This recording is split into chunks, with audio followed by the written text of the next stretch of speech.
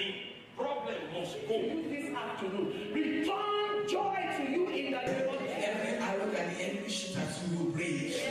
In the name I of command Jesus. every door of favor, every door of breakthrough, every door of blessing to swing open for you and all yours in the name of Jesus.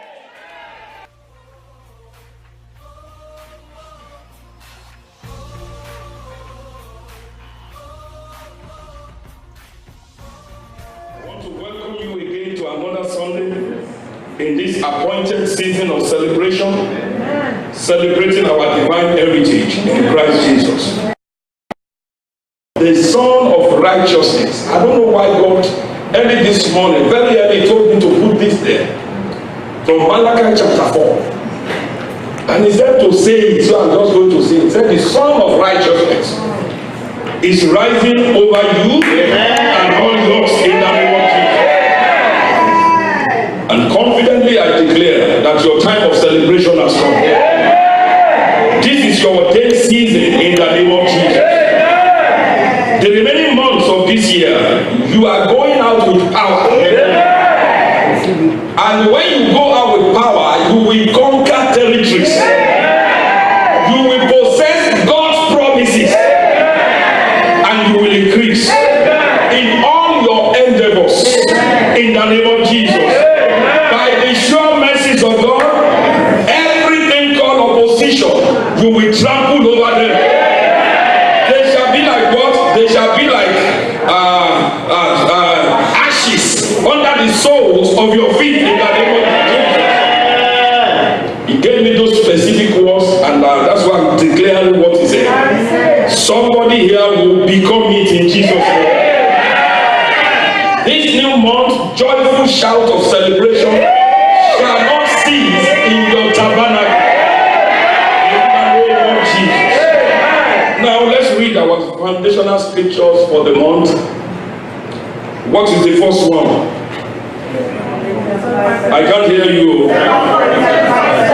By now you should know it right off your mind. Okay? What did he say? New King James Version, IT, are we alive? Therefore, if anyone, that includes Adeyemi, for 2 Corinthians, if anyone is in Christ, if anyone is in Christ, he didn't say if anyone is living, but if is in Christ, you have to be inside him. If anyone is inside Christ, he is a new creation. All things, those failures of the past, those with stagnation, rejection, moody attitude, all those ones, they are what? They have passed away. Behold, all things are what? They have become new. And all things are what? They are of God. Verse 18, all things are of God. Amen. Who has reconciled? That's an amazing scripture. God has reconciled you and me back to himself. So there is no enmity between me and God. God is not angry with you. Give us the Amplified Classic for that verse 18. Amplified Classic. Amen. But all things are from God, who through Jesus Christ reconciled us to himself, received us into favor. That's why I know favor will walk with you this week. Brought us into harmony with himself and gave to us the ministry of what? Reconciliation. So you are a minister of God. What is reconciliation? That by word and deed we might aim to bring others into harmony with God. Amen. I said with God. Verse 19. Let's read verse 19, the Amplified Classic. It was God personally present in Christ. This is what the cross, this is what Calvary is. God personally walking in Christ. It was God that was on the tree, reconciling and restoring to himself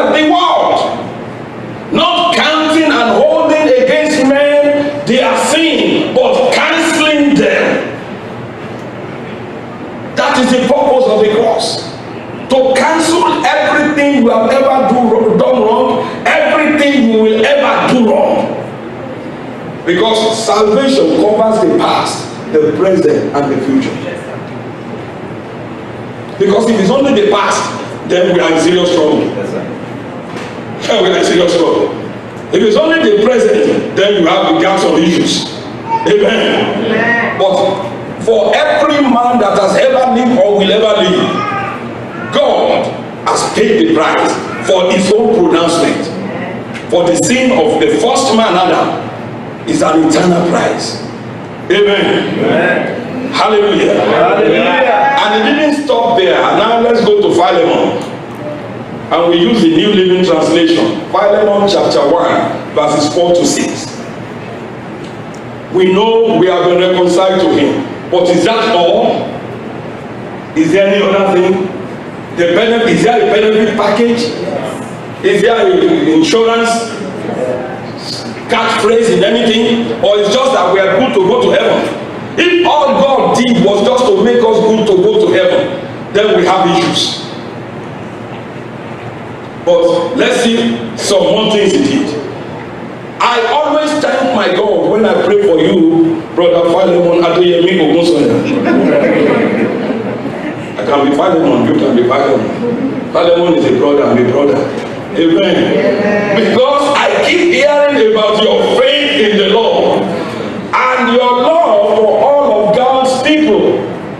Two things: faith in the Lord, being demonstrated by love to human beings. If you trust God, if you have faith in God, you will love people that Jesus died for. It's devoid of reasoning to say I love God, but I hate the people that He gave His life for. You don't know what you're talking about. Amen. Amen. Your love for all God's people. Why are they rushing me there? I'm not done with verse 5. Because I keep hearing about your faith in the Lord and your love for all of God's people. Now verse 6. And I want you to pay attention to this verse 6. Because inside it is loaded with revelation of something that should prompt your curiosity. That what are these things? I am praying that you will put into action the generosity or the overflow that comes from your faith. As you understand and experience, as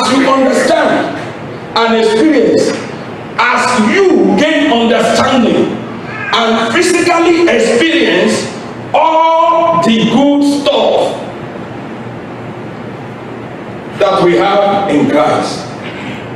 If any man is in Christ, is a new creation. And then there are some good stuff in Christ. I want to know what those good stuff are. I want to know. I know one of them is to go to heaven. But are there other things? If they said to your father, I know he was a wonderful man. They said, in the Royal Bank of Canada, I think there's some good stuff left for you by your father. And you say, let me stay there, doesn't matter. Before they open, and they are opening tomorrow, you meet the first customer.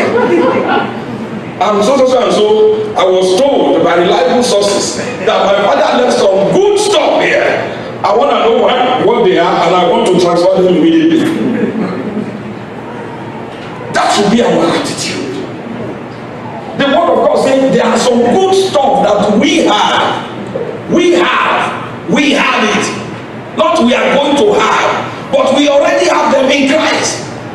And a lot of Christians are going through this life not even bothering to know what are their inheritance. What are those good stuff? Yeah, when I die, I go to heaven. Is that all it is? Is that all this world is about? Is that what salvation is about? You know, that's one of the reasons people like me stayed away from the kingdom of God for years. If it's only to go to heaven. And unbelievers are succeeding. They own the best houses in town. they own the best job, they get everything. Then what is the benefit of being a Christian apart from going to heaven?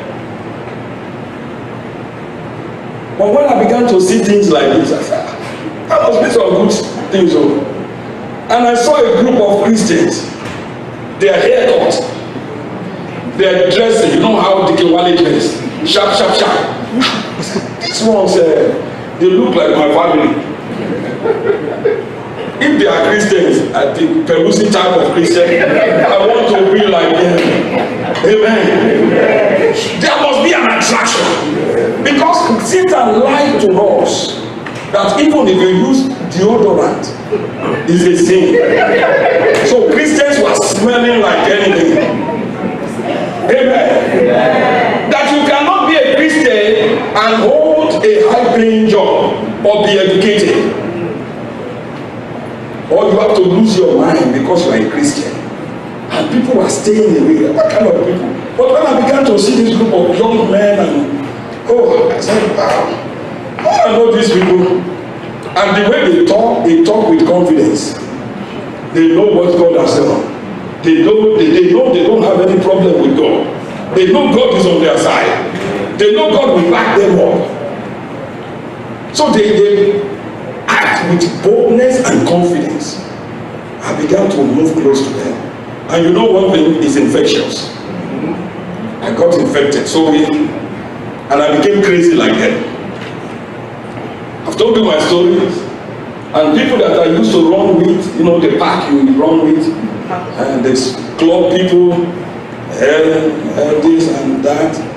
We call it Ijoku Agba in those days. Every Friday evening, somewhere, drinking your life away, spending the money God gave you as if there's no tomorrow. Amen. Somebody is shaking his head. I hope that's not the Kimbola. Why is this man keep remembering this? Yeah. Because for the young ones here, let me say this. God allowed you to hear what you are. He made me a pastor because of you. Because those things are not attraction. There is no light in them. I have been there. And I'm still believing God to recover the years I've lost. It's not a life where all you think about is club activities and parties and women and smoking. It's not a life. Whether you're smoking cigarette or weed, each one of them will kill you before your time. Don't join them to do it. It's not a lie. Where they don't serve you one bottle of alcohol, they serve you a whole carton. They just bring your own carton of Buddha. So you will be picking it and putting it on it. It's not a lie. I have been there. Where you go on a journey that your parents did not even know you are going in the middle of the night because of Kegat's law. And many of us died. Parents labor send you to school. You just take off and just go into thousands of kilometers away in the middle, drunk,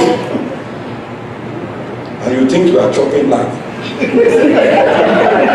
I know there's no English like that,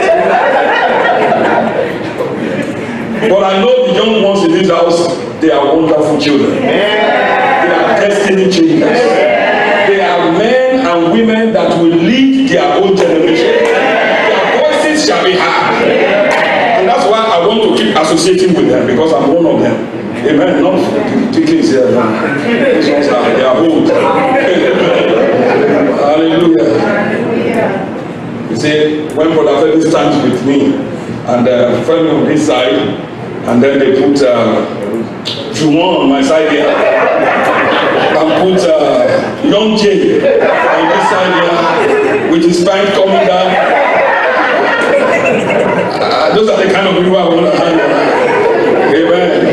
You see, he who walks, your company dictates who you will be.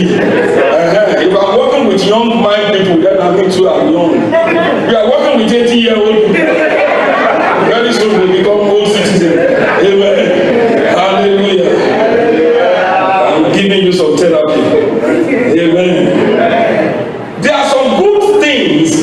belong to you and I by virtue of the fact that we are in Christ. And those are the things that we must celebrate. The New King James Version said, acknowledging the good things that accompany salvation. The good things that follow salvation, that are part of the package. And God has been helping us for a few weeks now, starting from the night vigil time. So what are the things we have said? We said to really understand this thing, we must understand the supernatural realm. That's where it started from. Because if you don't know what is your make-up, what are the things that constitute you, where is your domain of authority, amen, then you cannot really manifest your sonship. So we start from the spiritual realm, the supernatural realm, because that is where the realm where our Father God operates. And if we are children of God, that is our source. We must know what is the supernatural realm. And we said it's a real word. It's real. It's not a goofy word that says, oh, the supernatural, how is the realm of the spirit. No, it's a real word that is more real than the natural physical world. But it is dominated by two forces. The forces of God and the forces of the devil. But the good thing there, like we have said last week, is that the forces of God are greater and mightier than all the forces of the enemy, the devil, put together. Amen. Amen. We said God, who is our Father, who is King and Lord of all realms of existence, is life itself. Is Zoe. Life, the life I'm talking about is not existence. It's not just existing. There are a lot of people that they are still breathing, but they are not living. They are breathing. The lungs are pumping, but they don't even know whether it is a Sunday or a Monday. They don't know whether it's 2018 or 20,000. They don't know. So I'm not just talking about just taking in oxygen and releasing carbon dioxide. I'm talking of the God kind of life, Zoe life. The life that makes God God. God is existence himself. You cannot talk about life apart from God. Because life finds meaning in God. Take away God, life is meaningless. And that's why a lot of people, even with so many academic accolades or acronyms behind their name, they are confused. They will tell you everything is about this place. The moment you die, you are dead. It's over. No. This is the shortest place you will ever live. This side of eternity is the shortest place you will ever live. There is another side called eternity that has no end. So it doesn't end here. So this supernatural realm is an endless realm. Human mind cannot conceive it. Amen. Amen. God also is a creator. Satan is not a creator. He is a created being. We know scripture alluded to that. Amen. We also said man was created by God in his own image. You are made in the image of God, not your body. When I say you, I mean you, the spirit person. So don't look at your body and say it's got black or white. Spirits have no color. Spirits have no gender. They are genderless. Amen. Amen. So don't look at, oh, I'm black, so if I'm made in the image of God, must be black. That's a carnal way of thinking. This is just your heart suit. It's just a body. And it's made from the dust of this earth. And the day your spirit leaves after completing your assignment, or if Jesus comes, then this body just goes to the floor. Amen. Amen. And the bacteria will go to work on it. Amen. Amen. We know the story, man disobeyed God, lost the place of authority on this earth, lost the place of interaction with God, but Jesus, our Lord, came to take man higher than man has ever been. Jesus came as a man, anointed by the Holy Spirit, and took the authority back from Satan and took us back, this time around, to the throne room of God. And man, up to today, is seated in Christ at the place at the right hand of the Father. The right hand is the place of authority, and we are in Him at the place of authority. Hallelujah. Hallelujah. And we started talking about, if these are true, Pastor, why am I still struggling? If you said I'm seated in the place of authority, why does it look as if everything is over me and I am at the bottom of the barrel? And I started showing us that what Jesus did, there are two sides to it. There is the legal side, and then there is the vital side. And until, as members of the body of Christ, until we have a clear understanding of how these two works, we will not be able to maximize and fulfill our glorious destinies in Christ. We will live and still be at the mercy of the devil. So knowledge is key. He said, as you understand and experience all the good things. One of the good things is dominion over every forces of hell. In your house, at your business place, in your place of work, you are supposed to exercise dominion. You are supposed to call the shots. Amen. Amen. Can I hear it loudly? Amen. So we started talking about that last week Sunday, and I'm just going to close that out so that we can look at something else next week. Redemption. Next week I want to begin to talk about the force of righteousness, because it's part of the good things we have, the force of righteousness. Amen. Amen. Redemption is a change of ownership. So when you say we have been redeemed, it means our ownership has been changed. Satan illegally purchased us from Adam, but Jesus brought us back to our Father God. Amen. Amen. Redemption simply means to be purchased, to be ransomed, to be brought back. And what it means in the old time's sake, especially among the Jewish people, it means to become the next of kin.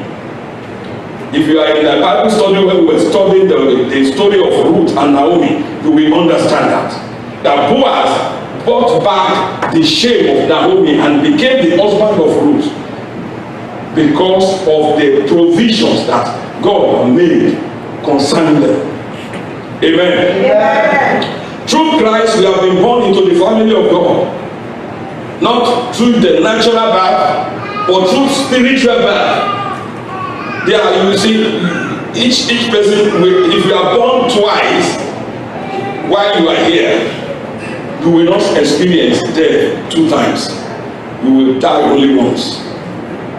But if you are born only once here, then you will experience the second death. What do I mean by that? You see, you've done all the dying you will do.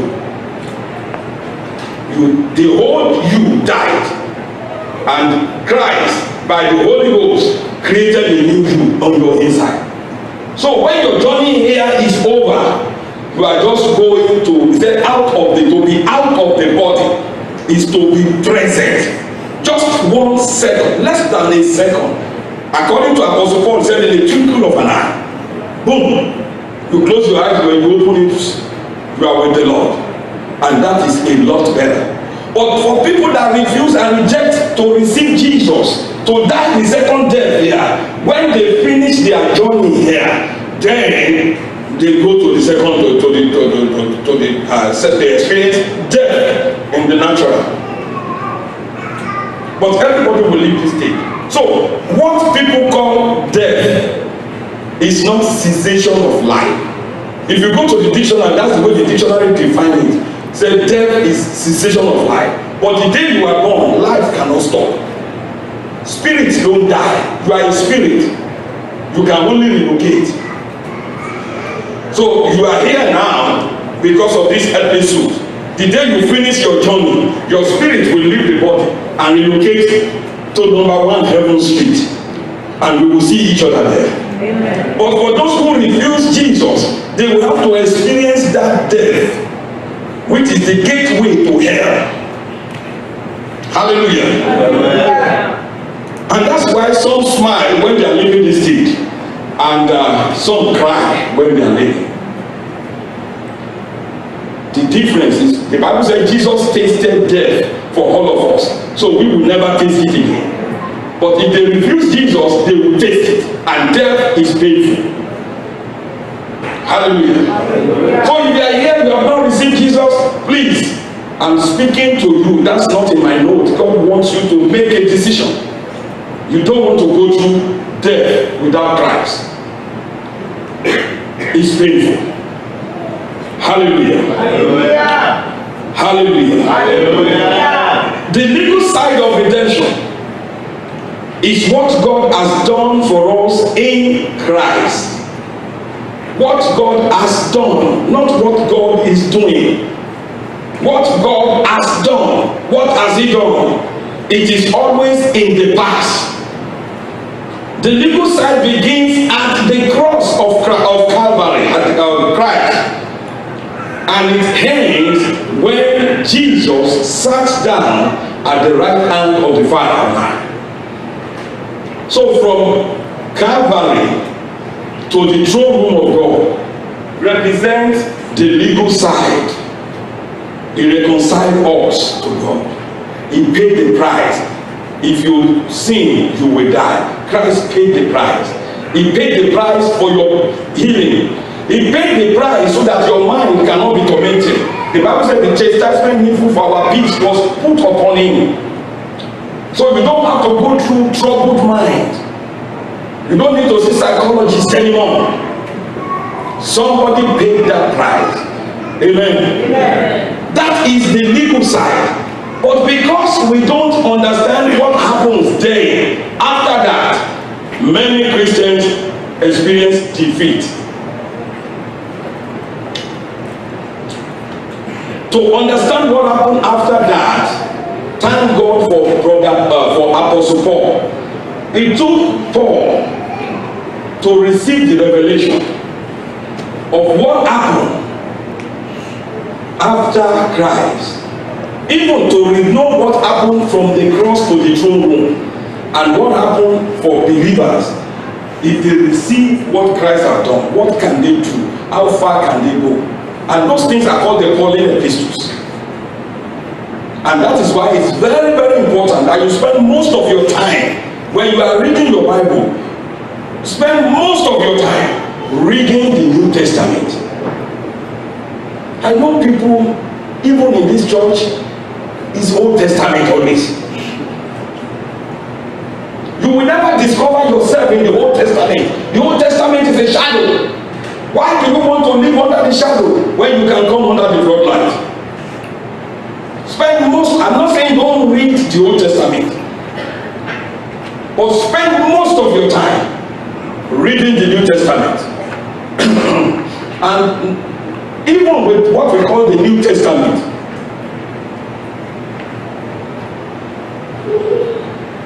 let me say this, it may shock some of our theology. You can never be a successful Christian if you spend most of your time reading the gospel. Matthew, Mark, Luke, and John. If that's all you read, you can never know these things we are talking about. It takes your dwelling and living in the letters written to the churches to understand who you are and what you have in Christ. Those are the epistles, the letters of Paul, the letters of Peter, the letters of John, the one from Jude, written to the churches. That is where you discover what Christ has done and how to live as a Christian. So spend most of your time with it, and that's what we are. But I can't go through everything. I'm only going to give us a snapshot. Amen. Did I call it that? Is it snap? Snapshots. Okay. Because I know the last time I used that word, I got queried by my daughter at home. Hallelujah. Thank God for her. She marks my English. I've told her she has to be a lawyer. Even though please don't do that. Amen. I'm just talking about myself. Okay, let's go on this journey. The vital side of redemption is what God is doing in me today. Has Jesus stopped working? Is he taking tea and coffee by the right hand and just relaxing? No, he's still working. Even today, his work of ministering to you, taking care of you, providing for you is ongoing. The Bible said this high priest continues forever. The high priest under the Old Testament, they are stopped by death. When they died, even before when the Romans took over, they began to rotate it. But God changed the priesthood because the priesthood used to come from the tribe of Levi. But with Jesus, he came not from the tribe of Levi, but from the tribe of what? Judah. He changed the priesthood, and this high priesthood is forever. The Bible references it with that of Melchizedek. His high priest forever. I'm talking about the book of Hebrews now. This thing I'm talking about, you won't find it in the gospel. You will find it in the Old Testament. You will find it in the book of Hebrews. The priesthood of Jesus and the superiority of his priesthood to that of the old covenant. Amen. Amen. Hallelujah. Hallelujah.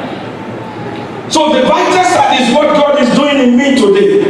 Taking the things of Christ and building them into me on a daily basis. Building them into you on a daily basis. The vital side begins in the new birth. The day you say, Jesus be my Lord, the vital side of Christ, of redemption begins. And it will not end until you stand before your Maker. That's when it ends. When you stand before God, that's when you'll be perfected. So we are a work in progress. Say, I am work in progress. God is working in me daily. So even if you still see any faults today, don't worry. By the time he's done with me, I will come forth as silver and gold. No blemish. Because Christ is coming not for a wrinkled church. He's coming for a church without blemish, without fault, without defect. And we are the church. We are, you and I, we are the church. The church is not the one we put future on. Hallelujah. Say, I am going to be perfect. I am on the way to perfection. I'm not stopping with what you know about me today. He's working in me on a daily basis. See, God has built into me and you his own ability. And that is mind. This is something you say Selah to. That means you pause here and think. What is Pastor saying? God has built into you the ability of God. How is God able? How able is God? How strong is he? Can you limit his ability? Remember, we are talking about our heritage. If God has built into me his own ability, then I should be able to do some things and manifest some things. I mean, am I right or left? If I have the ability of who is the fastest guy now? Ozebot is gone. They've not crowned anybody else. Ozebot is in soccer now. Captain, the Canadian man. Okay, we are in Canada, so it's the US man, so it's the reigning champion. If they said you have the ability of Justin, and we know Justin's ability is peculiar with 100 meters race. That means you must be. If there is a difference, then it must be like seconds. Amen. If God's ability has been inputted into you, then you are practically a God. Don't shut me out. Pastor is, no, don't shut me out. I'm preaching the Bible. I'm preaching the New Testament. I'm not preaching the Old Testament where you are called a worm. You are not a worm. You are not a, Jesus did not die for worms. Neither did he die to make you worms. You are not a worm. You are so precious to God, he sent his only begotten child to go to the cross. That's how much value, how much value will you place on the worm? Oh, hallelujah. Hallelujah. Because his ability has been imputed into you, you have been enabled to partake of your share of the things that Christ wrought for you. 2 Peter, let me jump ahead now. 2 Peter 1, let's look at from let's even pick it up from verse 2 to verse 4. 2 Peter chapter 1, New King James Version. 2 Peter, quickly. Grace and peace be multiplied to you in the knowledge of God. And that's the knowledge you are going for now. It takes knowing these things to experience them. To know something is to understand something. Now, how many of us have been in a plane? You've been in a plane, at least you didn't swim to Canada. Okay. You've been in a plane. But how many of us have an understanding of how plane works? You can fly one. And then you don't know a plane, you only entered one. And so you are so trusting, you didn't even see the pilot. You just entered. They didn't let you go into the cockpit to check their certificate whether they were certified or not. And all the way from Africa, you just sat there, or from the Caribbean, you sat there. You probably did not even see more than the air hostesses. And you sat there, put your destiny in the hand of people you don't even know whether they were Osama bin Laden or not. And you believe they will bring you to Canada. You trusted somebody. Thank God that they were good people. Amen. But because you have been in a plane before, doesn't mean you have an understanding of how aeroplane or airplane works. Have you ever seen the panel? Oh my goodness, it doesn't look like that, and you don't even know which one to touch.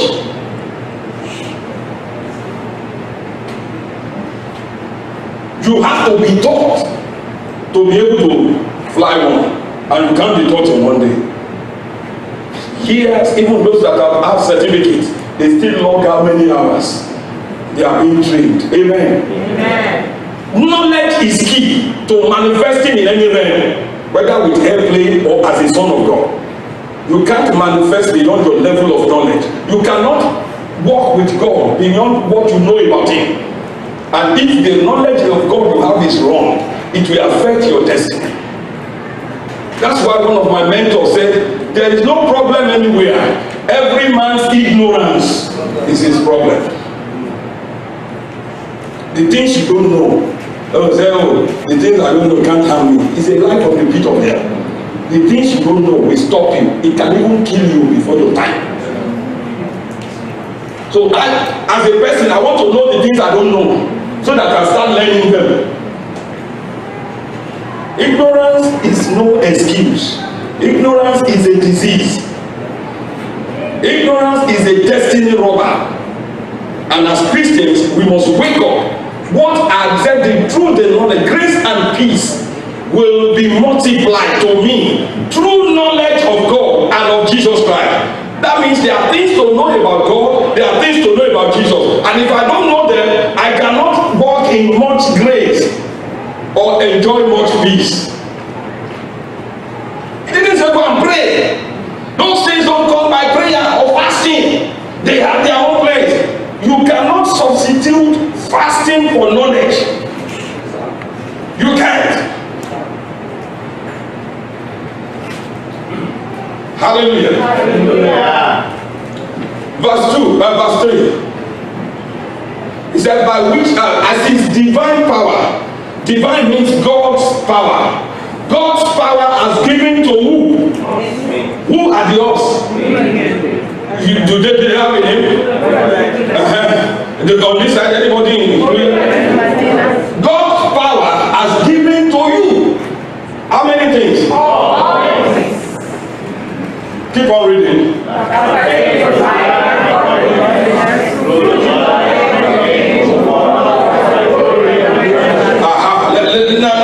Now we are going to know those good stuff. But the Bible said you can't experience them until you have understanding of them. And they can only come when you begin to what? Everything that has to do with life, everything that has to do with your destiny, with your desires, they have already been given. They are already made available. But if you don't know what to do to access them, then one can live a frustrated life. They are already made available. He has given to us all things that pertain or that have to do with life and being God-like. Everything that will make you manifest like God, as sons of God, they have been made available. But knowledge is key. And you can't go to the best university in Canada and be taught. They can't teach you. It can only be revealed to you. It can't be taught in the classroom. The things we are talking about are revelation that must be caught. You catch revelation. You don't learn revelation. So open your mind. I'm stepping on some sacred cows now. I'm killing some cows, some religious cows. They have told you you are just a man, you are human. No, get garbage of that. As long as you believe you are human, you will not maximize your potential. If Jesus believed he was just human now, he will run away from the cross. Excuse is a nail that people use to build the house of failure. Every time you are making an excuse for a shortcoming, you are planning to fail. Stop excusing yourself. What do I know? What don't I know? How can I know what I don't know? Who are the people that know what I know? I want to know. So, Pastor, you are manifesting some level of demonstration that I don't have. Can you teach me how I can follow you? It's not being envious. It's not a competition. It's knowing and manifesting yourself. I've seen some adults that don't want to learn from the young ones. But I want to learn from the young ones. In case there are things that I overlook. So, can you tell me this? How does this work? Amen. Especially with computer. I've told you about computer. I did electrical engineering. The University of Ibadan, the only university in Nigeria. All the other ones are, there's UI and others. I went to the only university, recognized one. I did electronics engineering. And I came out, graduated. But I never saw a laptop until I got to America in 1995, 1998. I never saw one because we use mainframe where you have to use card and punch to do your program. And I passed the programming courses. And I only visited those mainframe. I hope they won't withdraw myself. Only one time. Because you have to have appointment and the one they always give is in the middle of the night. And by that time I was drunk. Because night is for drinking. When I was undergraduate, something we do is just get drunk. And then she would give me food. She was encouraging me, so. And then she would go to chapel. I would go to shrine. Lord have mercy. Oh, Lord have mercy. Amen. And that was BC. That was Pastor Yenu BC. again, not now. Amen. But what am I saying here? There are things you don't know yet. And there is no age barrier to learn. There is no age barrier. And what I don't know can stop me. And was it always that was saying, okay, I'm a little bit over 40 now. Now you sabi. Because you know I changed my age. Just a little bit over 40. I'm going to 120. The years left is not that much. And I still have so many things to do. I want to finish my assignment. I want to do like Paul. I want to be like him. I have finished my race. There are people, and knowledge will make you not to finish. There are people that are exiting this world without accomplishing half of what God said for them to do. That will not be you. Yeah. A man of God said the most treasured place is not the universities. It's the graveyard. The richest place on the earth is the graveyard. That is where we have destinies, dreams that were not even put into operation for one day. People dying with God's vision inside them. They were supposed to be presidents. They ended up as messengers. That will not be our story. That will not be our story. Why? He said the labor of the fool wearies everyone. For even though he knew he has to go to the market, he doesn't know how to get there. So he kept bumping into everybody, became a nuisance. Stressed everybody out. And Christians have come to, we just spiritualize everything. Everything is, oh yeah, Holy Spirit, you know, hey, God gave you a mind and put you in this natural world. There are things you don't need to pray about.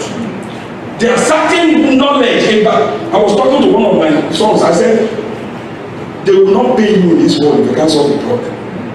Nobody becomes great if all you carry is just that's all you know how to do. They will pay you $0. Where you work, they are paying you to solve a problem. The more problems you can handle, the more pay you get. The brother that gets promoted, ask him, he said he excelled the index, even by those who are above him by 2. And they look at him, they see the potential. People don't promote this one, they snatch this, another bunch to snatch him. Let's promote him. And I told him before, when he was going there, I said he will soon become a manager. Amen. I don't think he remember. I told him because I saw the diligence. Go learn what you need to learn in your chosen career or field. You are not supposed to be ordinary. You are supposed to excel. Even if you are a businessman, you are supposed to be the best businessman in that field. And there are things to learn. There are principles to know. Let us spiritualize everything. Our mind, God gave us a mind to walk. We don't lose our mind because we are Christians. Faith is not getting out of your mind. Faith is walking, believing God with your mind, doing what is needful. Amen. Amen. And that's why many of us are back in school. And I'm glad about that. And I keep encouraging us, don't quit the school, finish it. Finish it.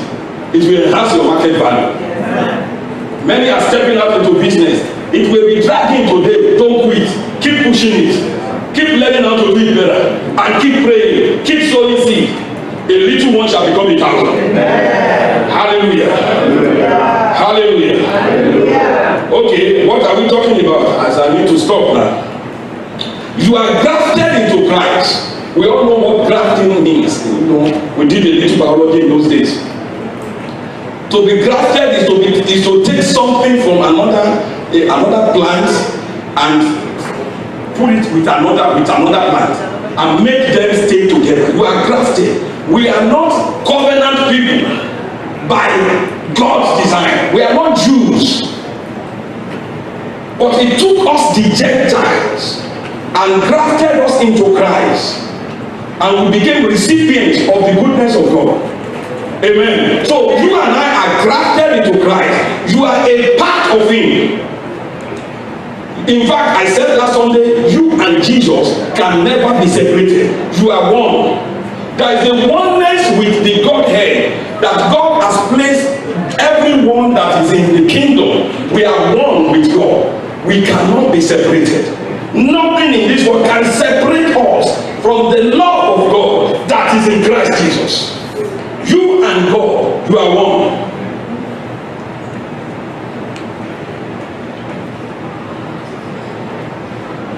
Hallelujah. Hallelujah. Just as blood flows through your body, so does eternal life, the life of God, flows through you. When was the last time you saw your veins and you see the blood just coming here? And you can see going to your legs. Did you see that?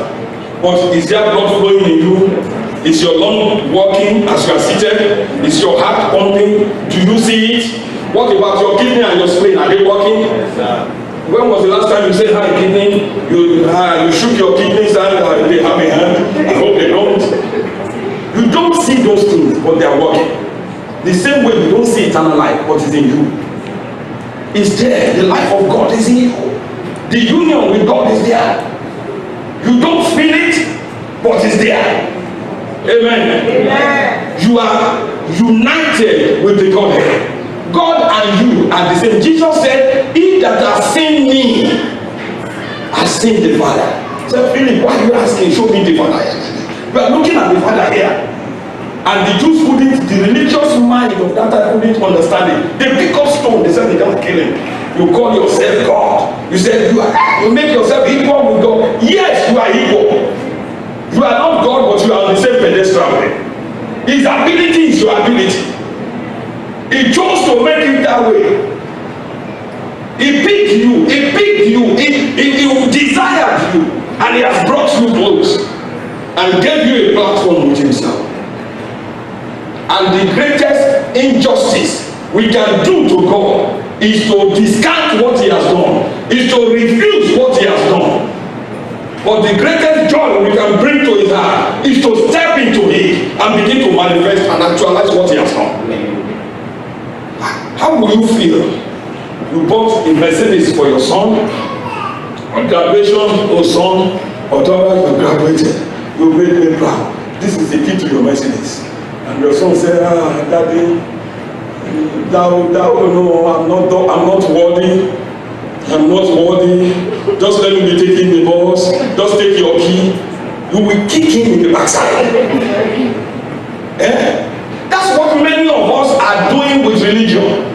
God said you can have anything you want. We said, just give me this little, I'm not worthy. I don't want people to think I'm proud. Who cares what they think? Who cares what they think? As long as, see, God don't care how many suits you have or how many shoes you have, like Tikewale.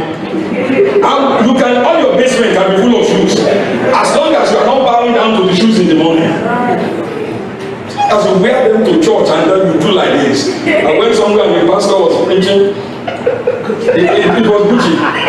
Everything about him was Gucci. So it was showing the leg so that we can see the Gucci man. And I was looking at that. I didn't know. I said, oh.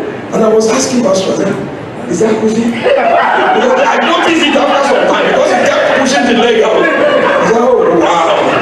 This pastor from America is. I put on my own that. I've been doing my life.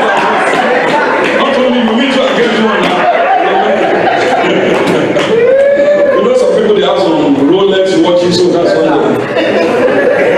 they blink in the hand. So you notice it after some time. And you know Pastor D at times when she comes to preach, she will do like this. And I tell my wife,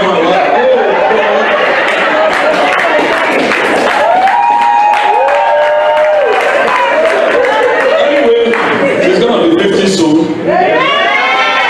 We will celebrate her. Okay, I will note that. Satan's dominion, power and authority over you have been broken. How many? They are not going to be broken. They have been broken. So if Satan is lording it understand today, God is not to blame. No. He has defeated, he has conquered him, deprived him of his place of authority over every mankind that will ever receive Jesus. So if Satan is Lord over anybody today, Jesus is not to blame. You can't blame the Father. Ignorance is the issue. Amen. Amen. Hallelujah. They used to say one useless thing in those days. They said if a witch entered the house of a particular group of leadership, said he has entered a good place. Because while he's killing the children, the person will be saying this is God, it is his destiny. He said it's God is one doing it, and Satan is one killing the child. It's God. It's God. That's the way he designed it. He gives and he takes. That's ignorance going to the market. God doesn't give and take. But the gifts and callings of God are without repentance. It's not a give and take. Okay, you give me my thing back. That's not God. He said, but for everyone will give an account of what you do with what he has given you. This life, this in Christ thing that he has given you, he will give an account. But he will give you the long time. That's why some people can call themselves atheists. Because God will wait until they breathe their last. Sun will shine on them, rain will fall. They will even might even get some good jobs. So they think they are fine. But until they close their eyes, then they will know accountability could be painful. Amen. Ask Sister Yola. Amen. Hallelujah. She knows what accountability is. You don't know which Yola I'm talking about. We are blessed with every spiritual blessing in him. We are blessed. Ephesians 1:3. He said, thanks be unto the Father who has blessed us. Who has blessed us. The other one in Peter said, he has given to us all things. This one said, he has blessed us. Did you see? I'm not reading from the Old Testament. You will never find that on the Old Testament. Old Testament, they are begging God. They are begging. But these ones, they are working in the reality of what God has provided. We are talking about the vital side of redemption. Where you work it out what he has worked in you. It is God that worked in us, both to will and to do. It's working in you. So you have to work it out. He works it in. But the manifestation is yours. The world is waiting for you to manifest. Yeah. For you to experience the reality of redemption, you must identify with what Christ has done. You must believe he did those things for you. He paid the price for your healing. So every time symptoms of any sickness shows up, you don't accommodate it. You deny Satan the right to put sickness in your body. On every Wednesday we confess, my body is the only temple of God. Can sickness live in the only temple of God? Yes, it can if they permit it. So sickness can live in your body if you permit it. But should you permit it? What did he say? Whatever you permit on earth, heaven will permit. Whatever you forbid, heaven will forbid. So you are the one accountable. If you say no sickness, you can't stay in this body. Jesus paid the price for this body. I refuse you. I demand my body to line up with the word of God. 1 Peter 2:24. By his stripes I am healed. I am healed from the top of my head to the sole of my feet. Satan, you cannot. Now, if somebody brings a bag of snakes, you okay? If I bring a bag of snake and I press your hair and you open up your apartment or your big mansion and I say, eat it. You know, I'm your pastor, I love you. This snake, I bought them for you. Live snake, and one of them is on like this. I say, take it. You say, Pastor, thank you. You take it and give it to your children. What will you do? You love it on my face. Then why are we receiving things from Satan? Sickness is from Satan. Why are you accommodating it? You are not supposed to. You are supposed to refuse and reject it. That is it. Maybe that's a call from somewhere. Amen. Amen. Hallelujah. I hope your husband is not watching this one. Hallelujah. We have entered into a new life of oneness in him. I am in him. You are in him. You are not by yourself. If you are by yourself, you are no match for Satan. Satan will whoop you, he will beat you on every side. But if you are in him and you remain in him, you are a master to Satan. You are Moses to Pharaoh. In him, you are the one that calls the shot. And one of the beautiful things in him is that all the treasures of wisdom and knowledge, they are in him. The best of heaven is in Christ. The Bible said it is in him. He is loaded with all the Godhead. Everything God has been supernaturally put in Christ. And you yourself, you have been supernaturally put in him. So you are in the midst of abundance. You are in the midst of success. You are in the midst of victory. On a daily basis, you don't win some and lose some. That is not the song of the kingdom. That's the song of the world. You know, you win some, you lose some. No. In the kingdom, you are a perpetual winner. Hallelujah. Celebrating the good things in you. Hallelujah. The scripture in the New Testament epistle, which contains the phrases in him, in Christ, in whom, and through whom, are statements of our inheritance. I want to charge you, when you get home from today, start from the epistles. Everywhere, be going line by line. Everywhere you see in him, through him, by him, or begin to highlight it. That is who you are. That is what has been procured for you. I am the righteousness of God in him. I am a new creation in him. That is working, and you take those things, you put them in your heart, you put them in your mouth, you begin to look at them and meditate on them. Your situation must change. Because that is working out what has been done for you. We are not just trying to make it. You already made it. You are not a manager. How are you managing? Stop managing. Begin to reign. You are to have dominion, to reign, to be in charge, not to manage. There are a lot of managers in the Christendom, and God don't need managers. God needs chief executives, those who can make decisions, those who can change the environment, not those who will manage what Satan is doing. Amen. Hallelujah. Please understand that Satan cannot stop anything from you that is already yours. He can't. Your inheritance is yours. If anybody ever left anything for you in the natural, your parents ever leave anything, people fight to death to walk in their inheritance. He said that house was built by my father. In his will, he gave it to me. Even siblings fight each other to death for a natural handling inheritance. But in the spiritual things, we give up too easily. He said, I've confessed the word 3 times. It looks as if it's not working. So he says, it's my lot. It's my destiny. And Satan begins to no, don't yield ground. Don't give place. Somewhere the Bible said, give no place to the devil. Refuse to quit. Quitters don't win, and winners never quit. No matter where you are this afternoon, my brothers and my sisters, you are loaded with the best of God. Yeah. And you need to know what they are and stand your ground. The Bible said, having done all to stand, stand. If you stand, Satan will back off. He can't stand long.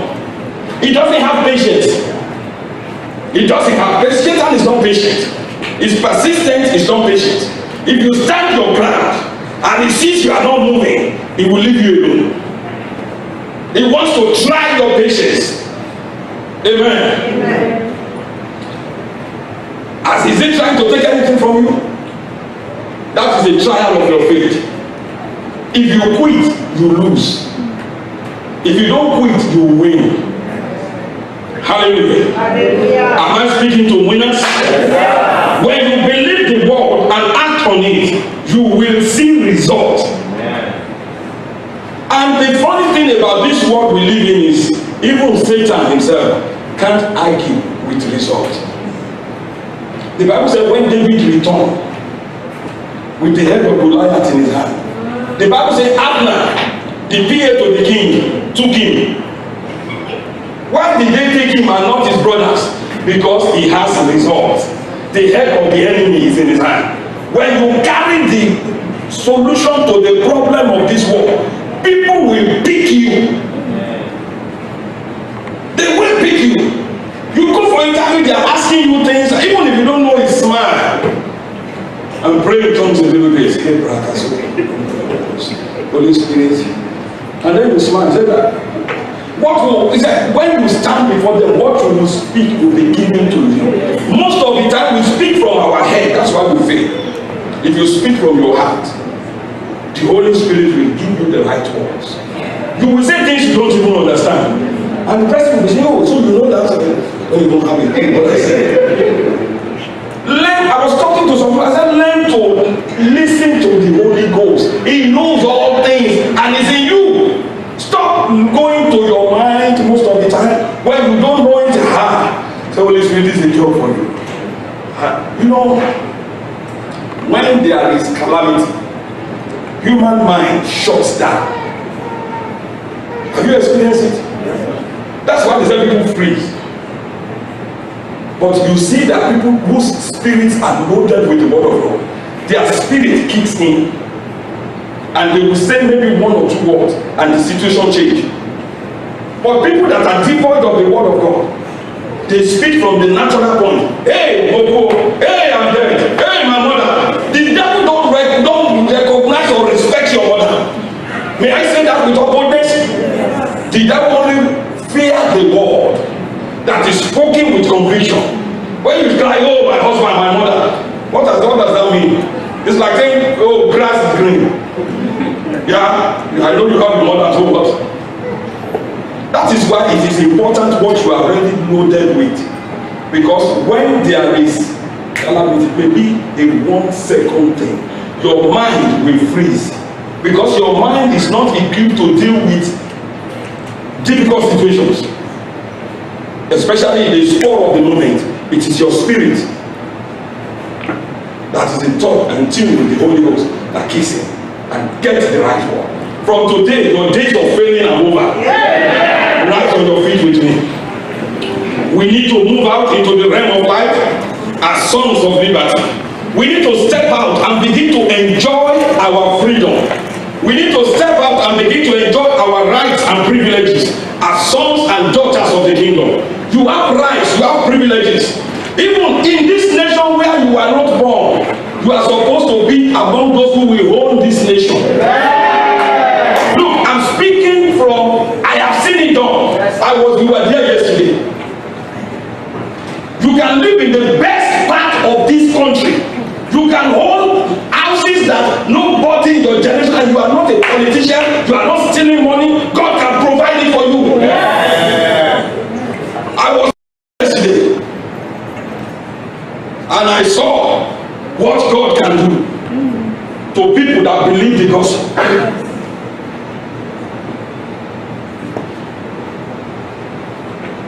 Stop thinking that do I have to steal money to get here? No, you don't need to steal money. All the gold belongs to him, the silver belongs to him. And if you engage his principles, he will put you above all. And they will look at your color and say, how did you get here? And you will tell them, it is God, it is my Father. There are privileges that we have. The best of heaven, they are right ahead of us.